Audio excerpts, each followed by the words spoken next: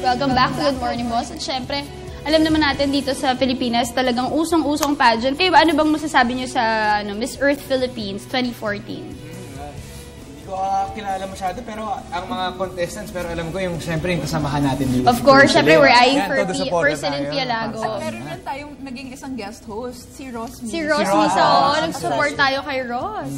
Ikaw, Jules, sino yung favorite mo? May chicks yun si Jules. Sinaspatan niya lahat. Lalo na yung mga buhok. Siyempre maganda doon yung advocacy ng environment. Sino naman pala ang importante doon? Kaya naman syempre para po bigyan tayo ng updates, panoorin po natin ang updates po sa Miss Earth Philippines 2014 sa ating special feature.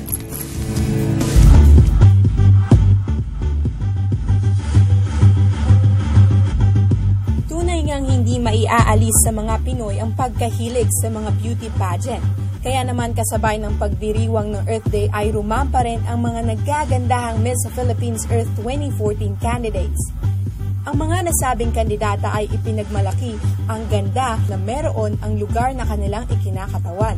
Suot ang kani-kanilang korona, rumampa rin ang mga nanalong kandidata ng Miss Philippines Earth 2013. Miss Philippines Earth Ecotourism 2013 Bernadette Aguirre at Miss Philippines Earth Water 2013 Alma Cabasal, Miss Philippines Earth Fire 2013 Anthea Chia, at Miss Philippines Earth Air 2013 Nancy Leonard, at Miss Philippines Earth 2013 Angeli De Los Reyes.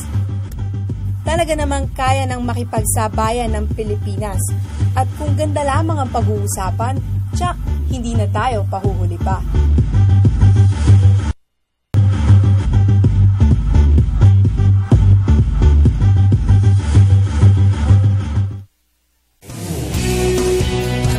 Alright! At yan, usapang pageant pa rin. Kanina pa kami nagkukwentuhan dito.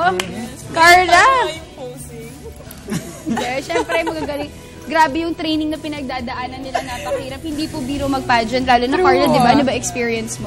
Napakahirap talaga, lalo na pag nagre-rehearse para sa isang event. Kasi umaga talaga hanggang gabi, sumasayaw lang kayo ng naka-heels. So, sobrang tiring talaga.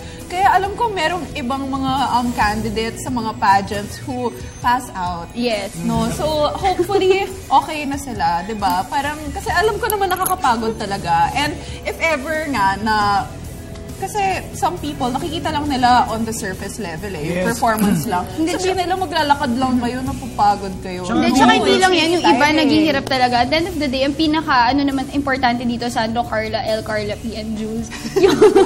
Thank you for that. Thank you for that question.